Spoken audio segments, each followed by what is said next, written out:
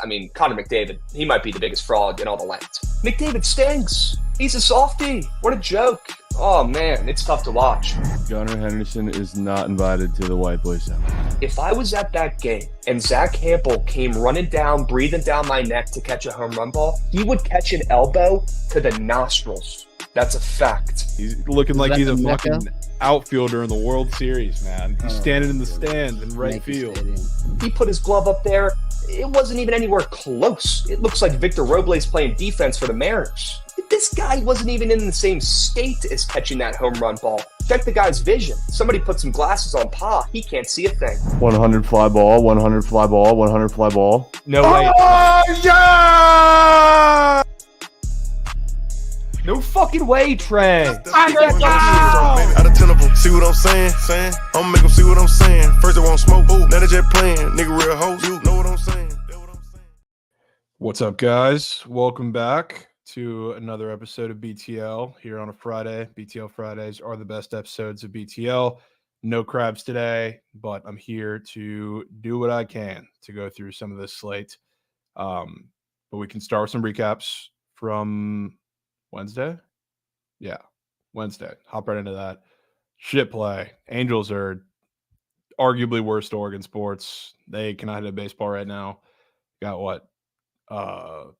Joey Estes threw a Maddox against them, which was absolutely absurd. The Angels or the A's did their job against the Angels and Davis Daniel, but the Angels did not. So unfortunate there. They didn't want to do a job. Shit play. Only play I missed in the Sharp Report, of course, is the one that was chosen for the squad ride. That was my favorite one too. So unfortunately, that was cake. But 4 for 5, we take that. Reds were air. Yankees are rat shit. Head to head went my way with the Padres, Krabs, and then Prize Picks been on a heater, hoping that can continue. So yeah, solid day for me. I'm sure Krabs will have some get back on Monday when he's back on the stream. But yeah, not too much. I don't want to waste too much time. We're already running a little late. I know I will have to go soon. Goots will have to go soon. So not too long. Honestly, let's just hop right into the Sharp Report. And yes, W. Gallen yesterday, which was huge. Absolutely huge. Shout out Austin Barnes. Wow, new graphic on stream. It could be the difference too. But yeah, this is what I'm rocking with today. I can start with these. Hop right into it. Reds ML going up against the Tigers today. Carson Spires is going to be on the mound against Reese Olson. And I guess to start, like the Reds haven't been great against ground ball pitchers for a majority of the season, which Reese Olson is, and he's one of the best. But they've been really patient lately. So like they've been driving up pitch counts. That's what we saw with Marcus Stroman yesterday. He was a very similar type pitcher, a little better at it than I would say Reese Olson is, but Reese Olson is just a better pitcher overall right now, I guess you could say. I think the Reds make life tough, especially like the top of that lineup. Jonathan India has been Barry Bonds. He's one of the only guys that actually has been hitting these ground ball pitchers really, really well. And then Ellie's also been much better as too. So I think they score runs. And then Carson Spires is going up against a Tigers lineup that's been abysmal against right-handed pitching for really like the last couple months, but especially lately. They've been really bad. And Spires throws a lot of strikes. He's going to fill up the zone. That's what he does. And you have to be a team that hits the ball really hard to take advantage of him. So I don't think we're getting that today, which is why there's been probably a move towards the Reds in this game. So I like them to stay hot. Coming off the sweep of the Yankees, not a spot I would usually back, especially against a team like the Tigers. But I am today, especially if we get late in the game. I think it'll be relatively tight through. I don't think we're going to see a million runs off the jump in this game. But I think we get more of them from the Reds. So I'm taking the Reds. What's up, Aloha? What's up, Achilles? E-Dog, my man. Can get behind the Reds, not the others, though. Yep, because they have a plus sign next to them, so people are getting scared. So we can talk about the Astros, because the Astros are a bullpen game, which is why nobody wants them today. Sean Dubin's going to be starting up against Pablo Lopez, so it looks like a big mismatch on paper. I don't think it is. Pablo Lopez has been really, really good the last couple of starts, but guess who those starts were against? Those starts were against the A's, and those starts were against the Mariners. The Mariners are striking out at a historic rate right now against right-handed pitching, and the A's have been right up there with them. They strike out a lot against righties. They've just been terrible against righties, period. So, like, he's looked better, but you take that with a grain of salt because those are two of the easiest matchups you can give to any righty right now, and we've seen that time and time again the last couple of weeks.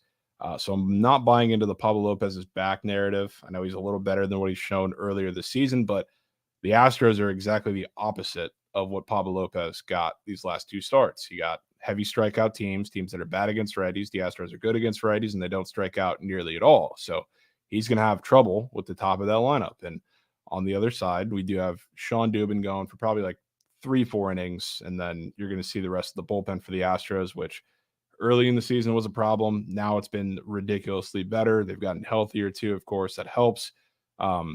But again, like I think the Astros bats are going to take care of it here. I don't think there's going to be too many runs in this game. Like Pablo Lopez is going to get touched up a little bit. Pitch count, I think, is going to be a little higher than you would like if you're a Twins backer or Twins fan in that game, which is going to make life tough.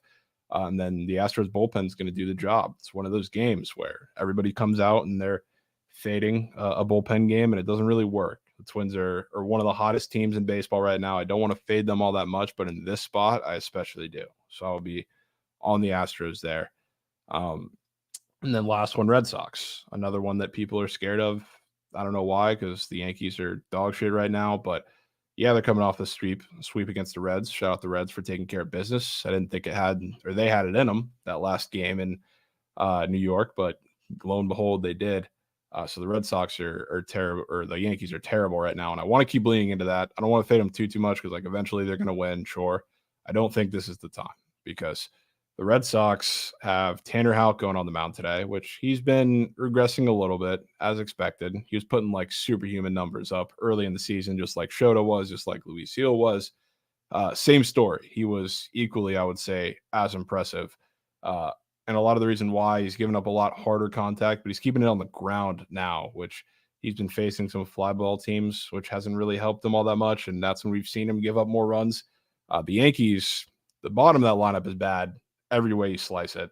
So, I mean, they're hitting the ball on the ground plenty. Their bats don't even look competitive. Even if you include the top of that lineup, Anthony Volpe is god-awful right now. So really all you're worried about is Aaron Judge. And if you have a guy who can work around, like he's not walking many guys, but he's really good with his command, putting off speed in like ground ball locations of the strike zone or just around it.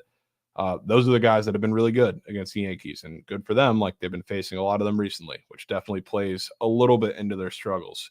So I think Tanner Houck is going to be fine today. As much as I am kind of on the lookout for him, I don't know, finding big time regression spots the rest of the season. Don't think this is one. Current state of the Yankees lineup and pitching staff, I guess, especially. But yeah, I like the Red Sox. On the other side, we have Nestor Cortez on the bump, who Nestor Cortez is much better at home. I saw the mentions in chat, 100%. That's his fortress. That's where he's so much better, which I guess is why he's going to be a little popular today. But people don't realize, like, the Red Sox are not just hot, period, but they're really good against left-handed pitching. And a lot of that has to do with, like, Tyler O'Neill coming back and being healthy because he's the biggest boost you could possibly get to left-handed pitching or facing left-handed pitching as far as this lineup goes. But it's not just him. Like, Devers is hitting him better, lefty-lefty. Yoshida's back, and he's destroying lefties right now at hitting really hard balls that he really should have more results off of. Rob Refsnyder is going to be up on the top of the lineup. I think he's a good look today. So there's a reason why they're destroying lefties right now. It's not just the ones they've been facing. It's really everybody, especially ones that are not heavy strikeout guys, because they do strike out a lot against left-handed pitching. And Nestor is not that. You're going to see plenty of fastballs from him, plenty of the cutter too, riding inside the righties, which doesn't work against the Red Sox. So I think they are fine against Nestor Cortez today. If it comes down to the bullpen, the Red Sox bullpen has been better, if not equal to the Yankees. And the Yankees bullpen really hasn't been the big problem during their cold streak, but certainly hasn't done them any favors in some spots either. So I like the Red Sox to sneak one. We're going Reds as faves, and then two dogs, probably pretty unpopular dogs, and the Astros and Red Sox today. So that's what I have for the straights. You want to put up PP squares? Is that a separate thing? Oh, it is. With the little purple tint too. It's huge. So again, touching on the Astros Twins, I think Pablo Lopez has a pretty tough day, especially because the strikeouts I don't think are going to be there necessarily against the Astros, because that's what they do. They put the ball in play. He just came off of the two highest strikeout rates against right-handed pitching in the league right now. If you're looking at like the last month or so, against righties and the A's and the Mariners. So again, gift wrapped matchups for Pablo Lopez. This ain't one of them. So I'm leaning into that. I don't think the strikeout ceiling is going to be there. I don't think he's getting the win, obviously, and can only hope. Like, I do think if the Astros make life tough for him, which is exactly what I'm leaning into, I don't know how long he's going to be able to go in this game, because innings eating is a specialty of his when everything is going well, and I don't think he has that luxury today. So I think we see, I don't want to say like a Zach Gallen type start necessarily from Pablo Lopez, but we saw how that worked out against the Dodgers yesterday. Like, they took a lot of pitches. And he had 80 something through the fourth. I thought he was going to come out for the fifth, but it's not really concerning. But yeah, I think he struggles today. I don't care about the bump. Davis Daniel got bumped up 3 times on Wednesday, whatever that is, and he had 13 fantasy points. So bumps don't mean everything, especially when you're leaning into this. I think he struggles today against the Astros, and I think they put up runs on him. And then on the bottom here, I am taking something that I do rarely take, and it's a leadoff guy's run square, and it's Corbin Carroll. Because I do like the D-backs in this game. Randy Vasquez, again, has had similar like Pablo Lopez, a couple really good matchups the last couple games, and one of those was the Red Sox. And one of the reasons why it was a pretty good matchup for him is because now that the Red Sox are healthier, like Tyler O'Neill's in the lineup, Ref Snyder's back, yada, yada, yada, they're a little more balanced. So it's a lot more righties that are giving you trouble in that lineup now, and it's not just Duran, Devers. Yoshida, I don't think, was back at that point either, but it's a lot more balanced. And Randy Vasquez for the Padres going up against the D-backs today really struggles against the lefties. Now, the D-backs, they're not the most like lefty-heavy lineup, but the top of that lineup with guys that do damage, you have Corbin Carroll, you have Ketel Marte. They'll probably put somebody else up there to balance it out. Like Jock's going to be up there too. And then like you're not talking about lefties, but Christian Walker's been on an absolute tear. He's not playing the Dodgers anymore, whatever. Gurriel is probably going to be hitting right behind him. I think Randy Vasquez has a big time struggle himself in this game, and I will be taking the D-backs, even though they didn't make the sharp report, because probably the first play off there. But I think there's plenty of runs from the top of that lineup, especially because the lefties are going to have to get it started. So Corbin Carroll is facing a guy who struggles against lefties, throws a lot of fastballs. He's not going to strike many guys out. I think his strikeouts is at like 3.5, and it's probably going to go under in this game too. So he's starting it off for him, and I like him to score, especially because I love the matchups, not just for him, but for all the guys that are going to be hitting behind him. So don't love taking leadoff, run squares very, very often, but I will do it in this situation with Corbin Carroll. So to summarize, we're going Lopez less than fantasy, Corbin Carroll more than run, and then Reds, Astros, Red Sox in this game. Think he gets cooked, not scared of the bump. Fade God might be onto something. And yeah, Yankees got to win today, right? Don't think so. Why don't you usually like to take leadoff guys' runs? Because they're on the board for a reason usually, because a leadoff guy's run looks very easy, because if he gets on base, he's automatically in a run scoring spot, and you'll be coming up with the rest of the lineup behind him. So they put them up very, very often, usually for a reason. So like the hit rate on those is not very high. So that's why I generally avoid them, but in this spot I won't. So yeah, let's go to the whole slate so we can run through some of these games real quickly, dudes. Could be the difference. So I guess we can start with the earliest game. Mets Pirates, Severino against Skeens. I don't mind Skeens in this start just in general. The only problem is like everybody's leading on his strikeouts pretty much every time for him to have a really good start. You're probably not going to get that against the Mets, which is kind of the issue. It's like, I don't know if he's going to have a picture perfect start. I feel like this is one of those starts where he kind of dodges around trouble for the first couple innings, like he's tended to do like he did that against the Reds, one of these, or one of the games, and he's done that at a couple starts. I feel like this is one where he's not perfect. Maybe pitch count gets a little high because that's what the Mets do. They're patient. They don't strike out. So I don't know. I feel like this one's tight through like 5, and then when it's up to the bullpens, I really have trouble trusting the Pirates. So I think I'm kind of good on this game. If I wasn't already, I think I'm going to pass because I don't want to fade the Mets right now. I know they're not facing a lefty, but they're also, I don't know, super patient. Not the best matchup for Skeens. So I'll wait that one out. If he shoves, he shoves. But I don't know. Don't want to be on that train with everybody, especially against a really good and really hot team right now. So leaving off there. Cardinals Nationals, I think, is a much more interesting game because that game, if you haven't peeped the line movement on this game, it's really odd, I would say. First of all, I think the total opened at a juicy 9 or 9.5, and we were looking at the Cardinals like minus 190, and they're down almost 40 cents against Patrick Corbin, which is weird because we never see any type of movement towards Patrick Corbin's way like that. Especially, I mean, the Cardinals are one of the best or hottest teams in baseball right now for God knows what reason. And they have their ace on the mound in Sonny Gray, which you can argue, but he's been great. Not as good as the start of the season, same as a couple of these guys. The Nationals are not going to strike out though, which is another, I think, problem for Sonny Gray, similar to a couple of these pitchers on the bump today. Because not just the fact that we've seen like 40 cents a line moving to this point, but also the fact that Sonny Gray is looking awfully easy against Patrick Corbin. The Nationals against both sides of the plate are not striking out right now. They're making life very difficult. And if you look at what Sonny Gray has done over the last couple starts, I guess you can stretch even further than that. He's had trouble against teams like this. So I think the Nats are going to score some runs today. I think they can make it interesting. I definitely think they're in the conversation to win this game. Because, I mean, the line movement, I think, speaks for itself. The Cardinals have not been great against lefties, really, period. And like if this was in a vacuum and maybe if it was last year, you would see, I don't know, like Goldie, Arenado, Wilson Contreras would all be just like the easiest looking bets on the board. And they're not really seeing lefties well themselves. Like there's history there, which is why they're all over Twitter and the fact that it's Patrick Corbin, but that lineup is not seeing lefties well right now. So I don't want to hop in and kind of assume that they're just going to destroy Patrick Corbin. And I think the line kind of tells you that too. So I definitely lean Nationals, and I want to find a way to get involved in that game because I think that is a really strange game that I want to lean into some line movement. And I don't know, everything looks too easy until you look at it with baseball knowledge. Because Sonny Gray, I think, has a little tougher of a time.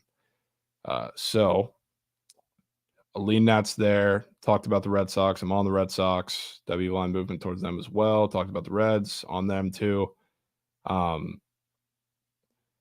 Giants guards is an interesting one.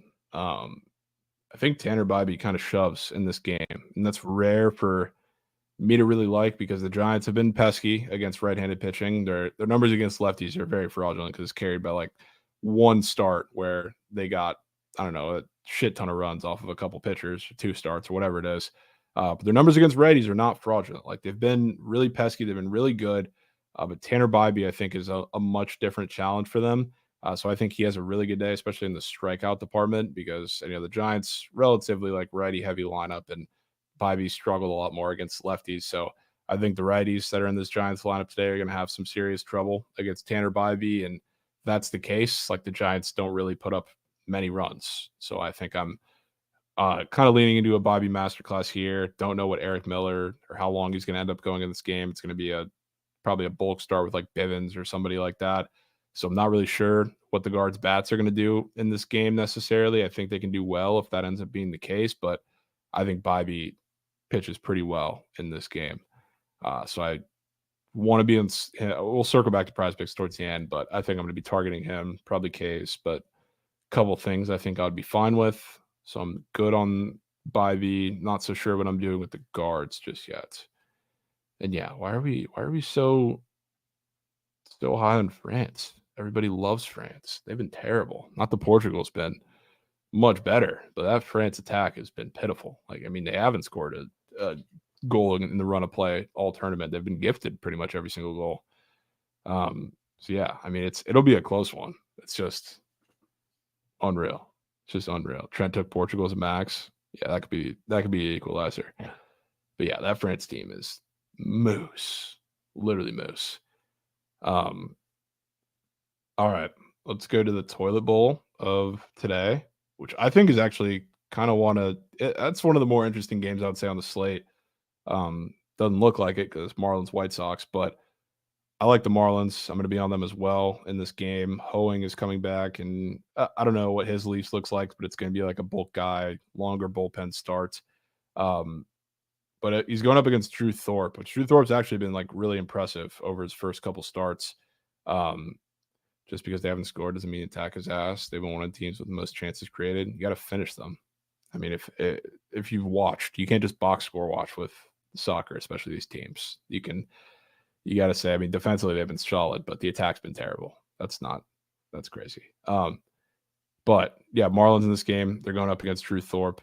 I think Drew Thorpe struggles a little bit, not too much. I mean, it's the Marlins at home, but I do think he struggles a little bit. The one thing about the Marlins is the Marlins struggle against like heavy off-speed pitchers that have like a power fastball, which Nick Pivetta, golden example yesterday. He had a no-hitter through 6 2/3 or whatever it was and had, I think, double-digit strikeouts he ended with. He has, he sits 95 with the fastball, and he has that power curveball that is immaculate. They struck out a lot on that fastball because they're sitting on that curveball. Drew Thorpe is a little different because he's not going to overpower you. Like, he has good command, but he's mainly fastball changeup, and the fastball sits like 91. So it's a big difference because the Marlins, when they face these type of pitchers, they don't strike out all that much. So I do think Drew Thorpe kind of needs that. He needs like a ceiling of, how he uses that changeup. So if the Marlins are kind of sitting on that, which they've been so good at doing and putting the ball in play, I think that's a little tricky for Drew Thorpe. So I don't think he's going to have the best day. Obviously, bullpens get involved. I think the White Sox is right up there with the Royals, one of the worst units in the league. So if you need it late in the game, I think you get it. But I think Thorpe struggles a little bit. Hoeing is a guy that I can get down with as well. So I like the Marlins in that game. And yeah, ultimate mid-off. If you watch soccer, Francis scoring today. I did hear that from every single team or every single person about that team, every single game they played. So we'll see if that's the truth today. Phillies, Braves, Aaron Nola, Max Fried. I saw somebody saying chat the over in this game. It's probably going to find a way to go over, honestly. And I have trouble. There you go. I have trouble trusting the Braves offense, I guess, mainly, even though they have the better matchup, I would say, than the Phillies do against Max Fried. But I'm just pretty much off this game entirely. Both these lineups are way too, inconsistent. The Phillies are inconsistent because of everybody that's in the lineup are not in it right now. And the Braves are inconsistent because they just suck, but they have that one game a week, but they explode. And it very well could come in a situation where you somewhat at least expect it with Aaron Nola today. But he's a guy who gets up home runs. He has a fly ball problem in some of these starts, and that could come to a head in Atlanta against the Braves, and I would not be surprised. But you will not catch me back in the Braves all that much in this economy, whether it's them scoring runs or winning a game. So I will count you off. Count me off of that. Think I'm good. Can move to Rays Rangers, which I might have to end up going to. We're getting Shane Baz back today. I know it doesn't show the starters on the screen, but it's Shane Baz versus Michael Lorenzen. So Shane Baz is coming back, taking Savali's spot in the lineup, who they sent to the Brewers. And I think he's going to be good today. Again, another lineup that's kind of like the Braves, except they've shown a little more promise, I guess you could say, or a little more consistent like run scoring ability. Not by too much, though, because, the last couple games, what we saw against the Padres, one of them, like, they scored, 4 runs. They're at least a little active. But other than that, like, they're bad. So the Rangers, I think, have trouble with Shane Baz today. Coming back, I don't know what his leash is going to be like. You would assume it's going to be long because he's thrown, upwards of 90 pitches in his rehab. But at the same time, you never know with Kevin Cash. We'll see what it looks like. I think he pitches well today. I think Lorenzen actually pitches somewhat well, too. It's hard to kind of buy into the Rays too much in this spot because they do struggle against those like veteran guys that weirdly have reverse splits, even though like they have a lot of righties in that lineup. So it should benefit them on paper. I'm not so sure that it's going to benefit them in this start. So this kind of feels like whenever the Rays Rangers happens, it's either the game soars under or the game soars over. So you're going to see a couple of different looks in this series. I feel like this one kind of screams under unless the bullpens get involved like a lot too early, which could come down to Kevin Cash deciding whether or not to pull Shane Baz earlier than he probably should. And same goes for the Rangers and Lorenzen, I guess. But he's been eating innings for them. I think live betting the over, if it is super, super slow to start out, is a pretty good idea. But I think that's a good idea to do throughout the rest of the series because both these bullpens have been used pretty heavily over the past couple of days with no off day, and they're just not great in general. I know the Rays bullpen is getting much, much better. I the Rangers is not getting any better. So the one thing the Rays have been really, really good at over the past month, even when they're not hitting the ball particularly well, they take advantage of really bad bullpens. So I think we're going to see that all series in this Rangers series. So all that to say that I'm not all that convinced in this game. I do lean the Rays, probably not going to play it unless I go to the game, then I'm forced to play it. But yeah, excited about Shane Baz though. I know a lot of people are on his case today. I like that, and I just might take that, both for the vibes and actually because I think that it's going to hit, because the Rangers have been abysmal against strikeout right-handed pitchers lately. So I'm in there. Royals Rockies is another, I don't know, really tricky game, because I would love to just square up and take the Royals in this spot, especially after, how the series against the Rays went, where the Rays owned them for 2 of the 3 games. Like, the bats for the Royals didn't come alive until the final game of the series. Now they're going to Coors. Maybe they picked up some momentum. The thing is, though, like, they've been bad against lefties.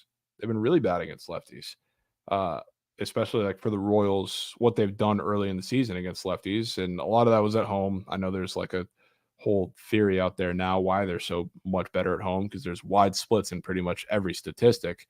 But they've been much better at home. Now they're going to Coors, so that could be the great equalizer. But I can't trust this lineup with what they've been doing against left-handed pitching right now. And other than Bobby Witt, I guess there's not a bat in this lineup that stands out to me and says, hey, you're in a really good spot. Other than, I guess you could say, like Renfroe too. I wouldn't mind, but I don't know. I'm a little concerned.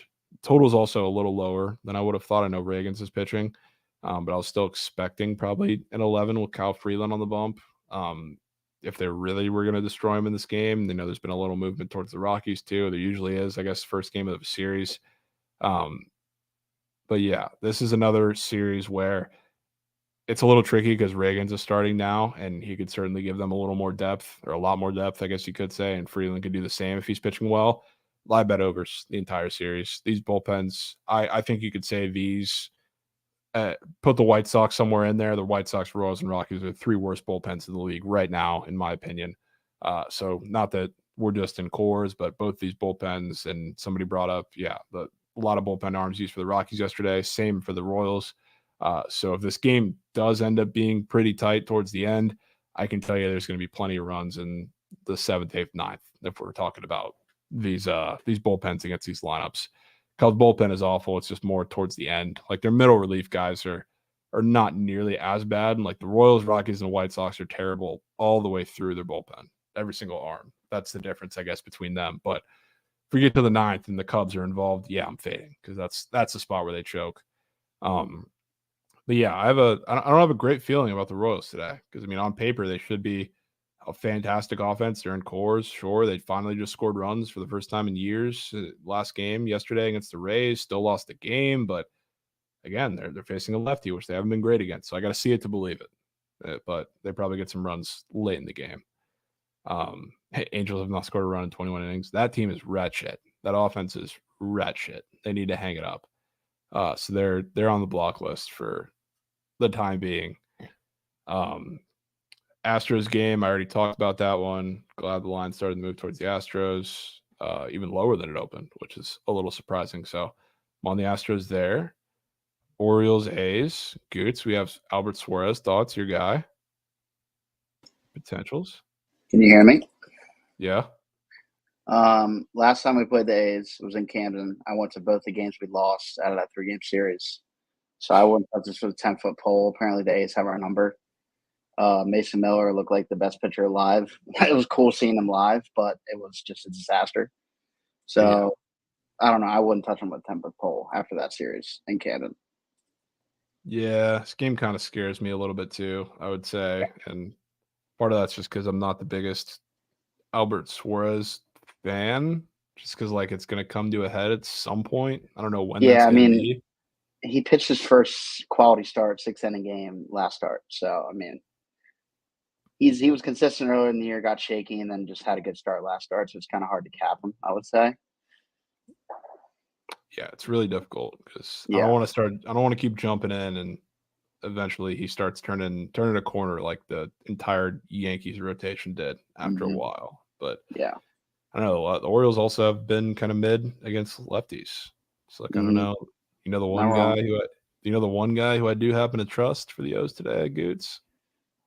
Is it Westberg? Oh, it's definitely not Westberg. That dude can lick me from the back, but Tony Taters Who is is it probably then? going to have to Oh, be. yeah. He's gonna have to be in a slip today against It's Hogan always Harris. Tony Taters. Yeah. He's been. I don't know what happened from like last year until now, but he stepped his game up against lefties. I know they're in Oakland, so it's a little tougher for offense, but I think I'm in on Tony Taters today.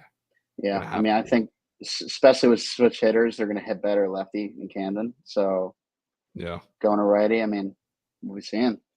not wrong. Not He's wrong been at hot. all. Yeah. This is, somebody said so many square that should hit games today. There is. That's like the trickiest part of it today. And I don't want to get involved with all of them, but there are some ones that are definitely weirder than others. I'd say this one's probably lowest on the list, but yeah, give me Tony Taters in that game and nothing else because fuck Suarez and fuck Hogan Harris. I mean, a little hot. If Suarez shoves just hanging up to the game, like it's just, he's hard to figure out. Yeah, I mean the A's have been so bad against righties. It's like it's a little difficult to go to the grave with that, but I'll go to the grave with Tony Taters. Get one of those today. I think I'm in. Yeah, why not us? Why not, Goods? Nice. All right, we can move through these last couple night games. Blue Jays Mariners, Gausman Castillo. I mean, this is just a game that could go so poorly for both of these pitchers. And I know we're in Seattle. I know we have a 7 total. But these are 2 sets of pitchers where like the strikeouts are probably going to be there, at least for Gausman. I talked about the Mariners, how much they're striking out against righties lately. It's like literally historic. Who am I on in between France and Portugal? If I had a dog in the race, who would I want to see win? I mean, I'd like to see Portugal win. I don't really care for France. Well, France is definitely deserved to not be in this tournament long before now, or be to the stage long before now because they've been terrible. So I'd like to see the more deserving team win. Clave, man.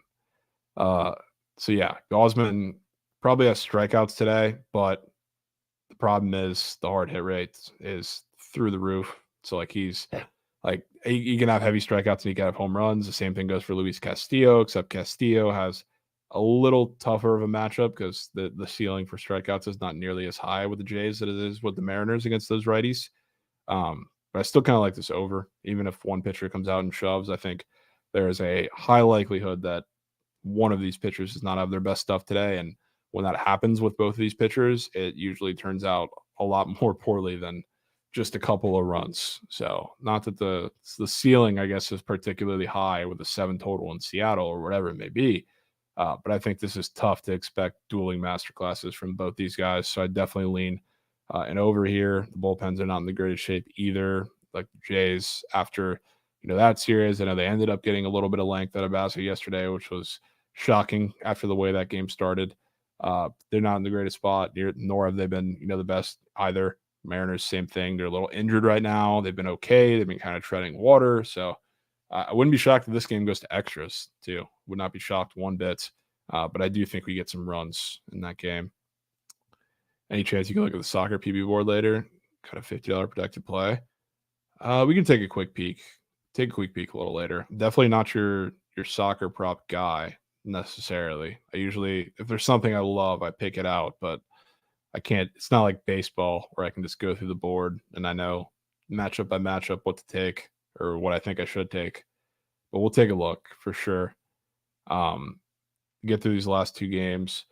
D-backs, Padres. I like the D-backs. Got the text from Krabs about the D-backs. So he's going to be on them too. I assume he loves them. Right there with him. Like the D-backs a lot. Randy Vasquez, like I talked about, much better matchups the last couple times where he's actually been decent. A little different now against the D-backs who are seeing righties well. They got lefties at the top who I think are going to hurt them. So I think this is a spot where the bats continue to stay hot after that Dodgers series. And then Slade is kind of like Ryan Nelson, much better on the road compared to at home. I don't know what the story there is. Obviously, like Arizona is a much more conducive park to runs, which we see that from a lot of pitchers, but he's going on the road where he's been ridiculously better. It helps to be in San Diego as well, which is not the most conducive park for runs itself. So I think he can be okay. It's just like if he can limit the home run incoming from like a couple of the righties, one of the righties, like Machado or I don't know, like a Kim or somebody in there, I think he'll be just fine. But I think the bats really give Vasquez a hard time in that one. So if Vasquez had like a fantasy score and he squares there were not like demons and gobs up on the board, he would probably be who I would be fading top tier today. So I think he struggles a lot. 40-point fantasy score and cores for Reagans. We like that or stay off. Yeah, I'm not taking that. I'll be honest with you. I think like he could strike out as many as he wants, which is the only reason why I'm not fading it. But yeah, I think I'm good. I gotta have a lot of confidence in a pitcher to go 40 fantasy scoring cores, but pretty high. Could be telling. Don't even know, but I'll stay off of that. And no PLL players for me, Ron. I'll leave that to Mikey and Krabs and Goods. Yeah. Goods up here too. Well, Krabs will definitely tweet something out. I'll tweet out a card for sure. But Yeah, if you're not watching it tonight, I don't know what you're doing. Top Bangers 1 pick, tonight. top 2 pick. Yeah, Connor Schellenberger and Brennan O'Neill playing against each other. Yeah, get your popcorn ready. It's low-key cinema. You fading O'Neill? I don't know if I can do that in that game. That game makes it tough. I already got away with my one last week, and I think I'm good. Yeah, But one will probably come up later in the season for sure. yeah, there'll be a couple of them, but Yeah, no Krabs one will pick definitely be big. tweeting. We'll be tweeting something out, so you can look out for that chat. Yeah, look out for that. And what time are those games starting out at? 6 Eastern and 8:30 Eastern. ESPN Plus. It's gonna be bangers. And then Gonna be right after bangers. the 8:30 game, you can go to Los Angeles to watch the Tyler Mhm. Glasnow masterclass. Yeah, I bet That could be the against difference. Savali. Against Savali. Yeah, this is like Rays fan hell. They're Yeah. probably gonna throw dueling perfect games just to spite, the Rays. But yeah, I don't want to doubt Savali because he's been one of the most unlucky pitchers in baseball this season, and it's definitely shown. So going to the Brewers' little pitching factory, even though they haven't had like all that much time to, I don't know, make adjustments or tweaks or whatever it may be with him, I've kind of believe in him to continue on that trajectory that he was last couple of starts with the Rays. So I think he's going to be just fine. I don't think he's going to go out there and pitch a gem. I think he's probably going to give up a home run to, I don't know, one of the big time guys, one of the Freddys, one of the Shoheis, even though everybody and their mother's on Shohei today just because it's his birthday. That usually doesn't work out well. But I don't think the Dodgers do all that much today. I think they win, though. And yes, I see the 1.5 earned run square. I think he throws a gem, not just for the bounce back start reason, but you also have the Brewers coming out of cores. And when teams come out of cores, not only are they just not putting up runs, but they really struggle when they face power pitchers, which a lot of the teams that have come out of cores recently, like the last couple, they've been facing like finesse guys, and they still haven't scoring runs. When they face power pitchers, it gets even worse. So I think Glasnow, if there's any high fantasy score I'm taking for a pitcher today, it's probably him. But I like that under or less than 1.5 earned runs as well. I think he pitches really, really well. I think it is telling that this total went 8 to 7.5. Like you're expecting respect for Glasnow, sure, but Savali on the other side is a guy that nobody really realizes. He's been super unlucky, but he's also been much better his last handful of starts. He's really good for a handful of innings. Then he gives up like a Turk or two. It's just he's got good potential for consistency. It just hasn't really been there. I think it's probably going to be there tonight. I think this is a very boring game. So I like this under. I might throw the Dodgers in a bozo pack as well. I just don't think the Brewers are going to do much scoring today. If their team total, I didn't see 3.5 minus 160. That probably would have been on my sharp report as one of the plays as well. But it's a little too juicy. But I do really like Glasnow today. If you're taking away any thoughts from that game, I feel like it's pretty obvious. So yeah, those are my thoughts on all of these games. You can go to the Prize Picks board real quick, Coots, and just take a stroll. You weren't here for the Braves Phillies report. Do I think Free gets his get back after getting moosed opening week? Yeah, I think both pitchers pitched relatively well. It's just I just don't really care about any of those lineups right now. I'm good on the Phillies with who they have in the lineup, and I'm good with the Braves who are fully healthy but are minus Acuna and still suck. So I'm good there. I don't hate the under in that game for sure. But yeah, let's talk about some of these Prize Pick squares. You can circle back around to Pablo Lopez, Goots, if you can bring that one up. Again, not worried about a 1-point bump. Davis Daniel did the same thing.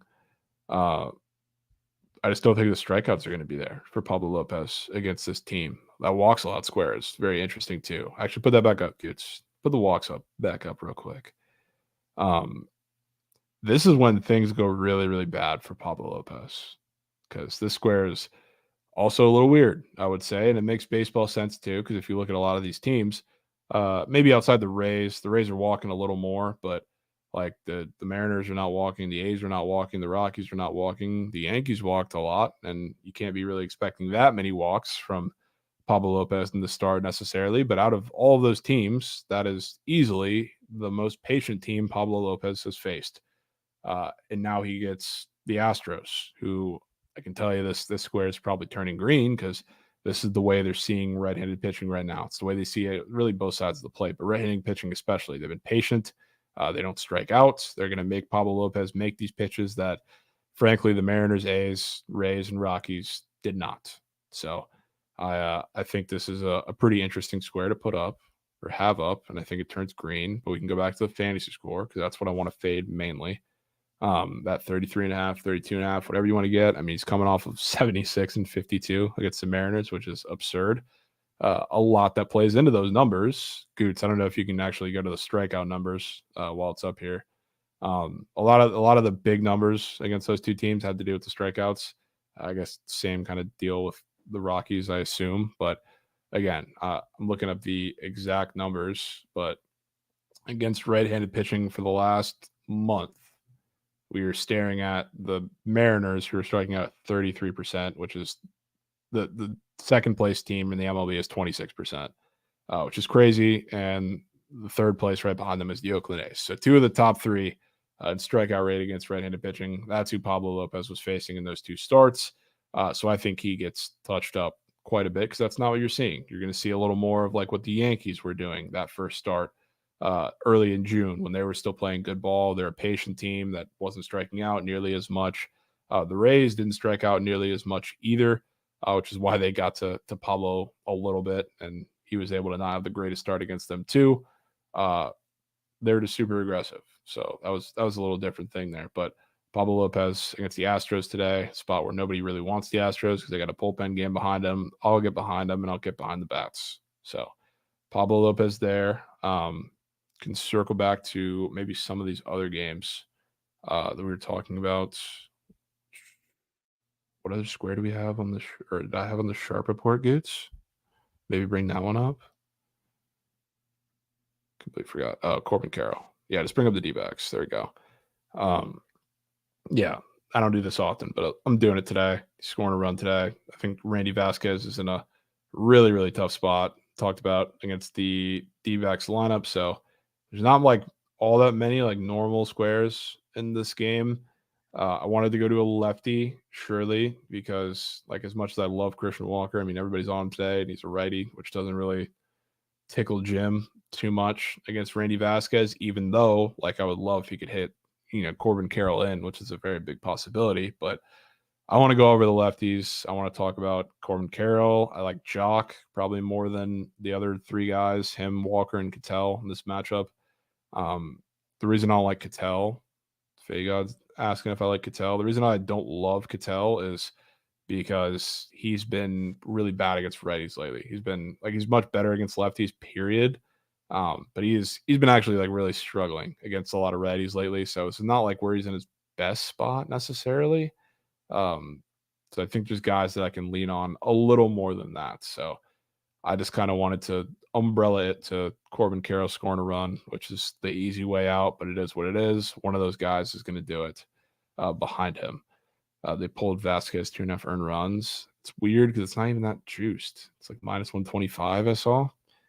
So that's a little strange, but yeah, I went with Corbin Carroll run, like I said, because like I like Marte. I don't love him enough to stick my neck out for him. I like Walker, but he's been on a tear and he's a righty. I like Jock, who's going to be hitting behind him. So I just kind of wanted to umbrella it. I think Corbin Carroll sets a tempo for this offense, and they kind of go after him, and any of those guys can bring him in. They'll have multiple chances, in my opinion. So Corbin Carroll is my guy there. Goots, you want to go to Tony, see if he has any squares on the board? I haven't even looked yet for him, but there's got to be something up for Tony. Dude, his hit run RBI is a goblin? That's soft. That's so soft. I might have to take the demon. It actually might have to be the demon. Wow, that's me, Goots. You have any Orioles squares you're taking today? I might need to know. I just might need to know. I gotta look at the board. I really haven't looked. Yeah, take a peep. Take a peep. Yeah, I gotta take a peep. Those could have something to say. Alley's been kind of cold. Cold as ma. Looks like kind of a chart the Krabs would take for sure right here. Oh yeah. That is a crabby chart.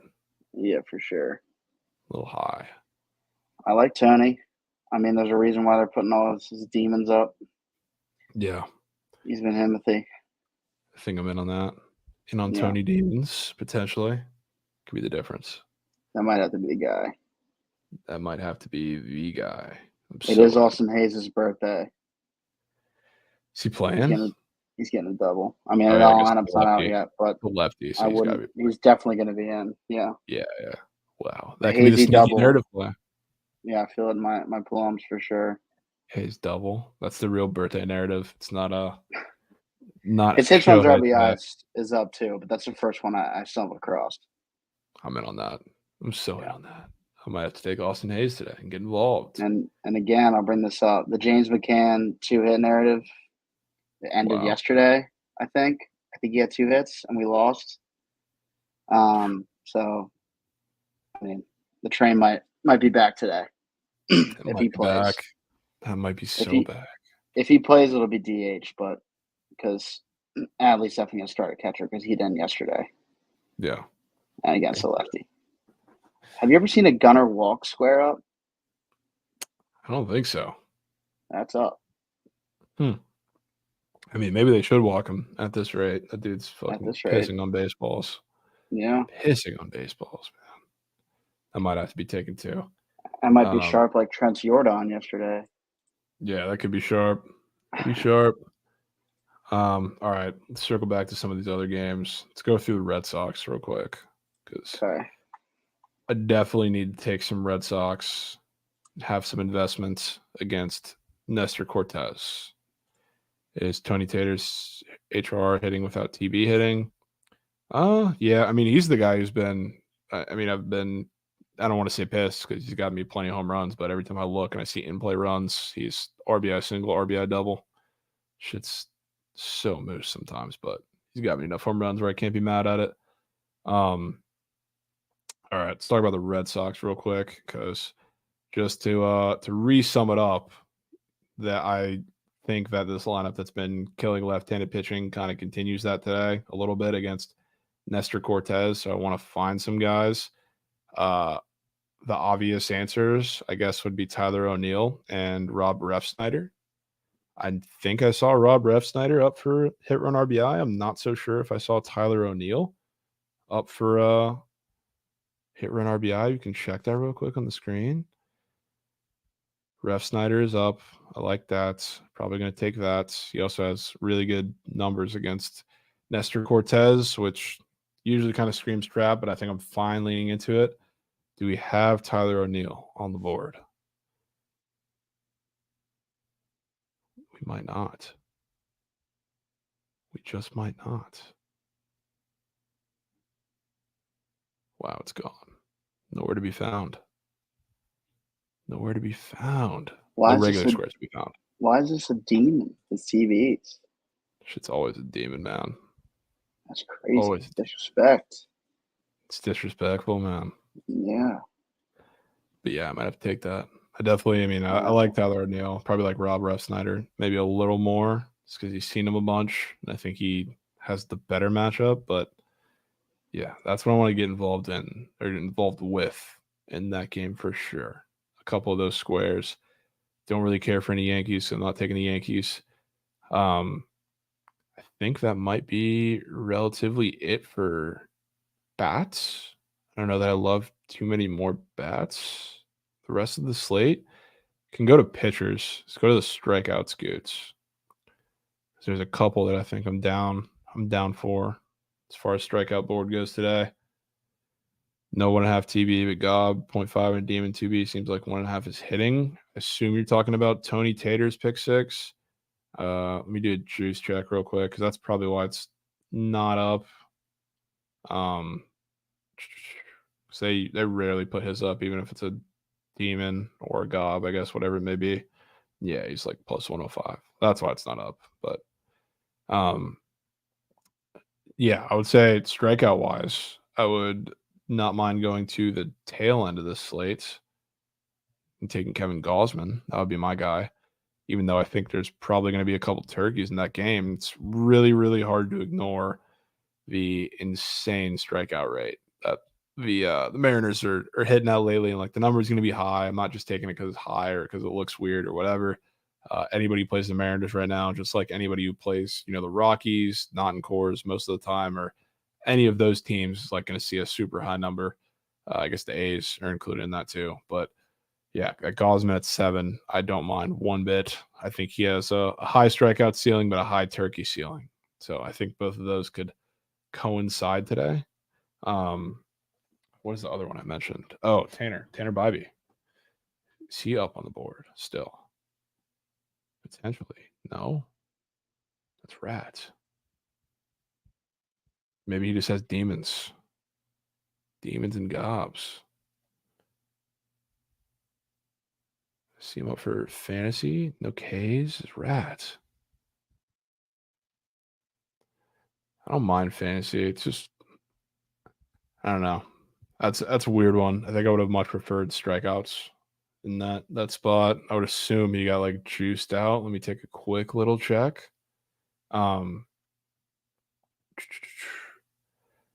Guardians. No, he's like minus 120. We have no 6.5 square on the board. If that does come up on the board, I do like that against the Giants today. I think those are my two. I don't want to call them corp pitchers. Gausman's probably going to be pretty corp, but Bybee maybe not as much. If that 6.5 comes up on the board, I do like that. We'll be taking Gausman as well. Just coming off that spot against the Royals, where the Royals have not been striking out at a consistent rate enough. I guess the Orioles really haven't been either, and he still struck out 10, or still struck out 7, and then had 12 and 11 before that. I think the Giants is a much different matchup, so I think I'm in. And then Gausman just kind of speaks for itself. That's something I got to do. And yes, I do like Shane Baz's case as well. It's just I hate relying on Kevin Cash to actually pitch him his full leash. We'll see if that happens. I'm thinking it does. I'm hoping it does. But other than that, it's kind of tough to predict. So I think that does it for the prize picks squares that I'm interested in. I think we might move to the squad ride goods. We just might do that. Get it ready and go run that thing.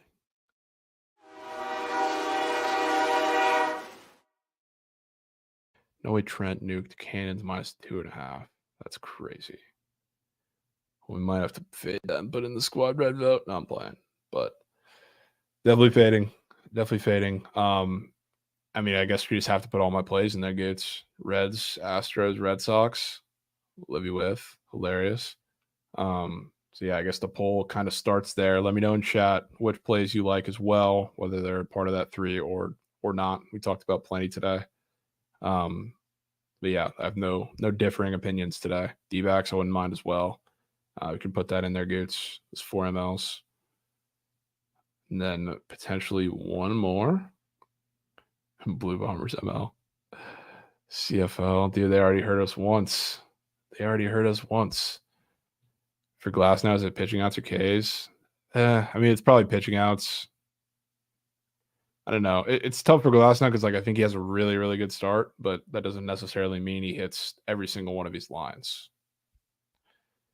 D-backs are whale. Yeah, there's a lot of D-backs love. So yeah, we'll go with those 4, maybe one more. You can give it to those 4 if you want. Yeah, we might just go those 4. Maybe just those 4. Any picks for tonight's Copa game? We can do that while we get the squad red voting in there. All sides hold the stake. Maybe we throw one more side in there, Gates. The nastiest. Okay. You know what this feels like to me? This feels like Reds plus 1.5 against the Yankees. They got swept in that poll. Put the Marlins in there. The Marlins. I like the Marlins. Marlins ML. Marlins ML. Surely that wins.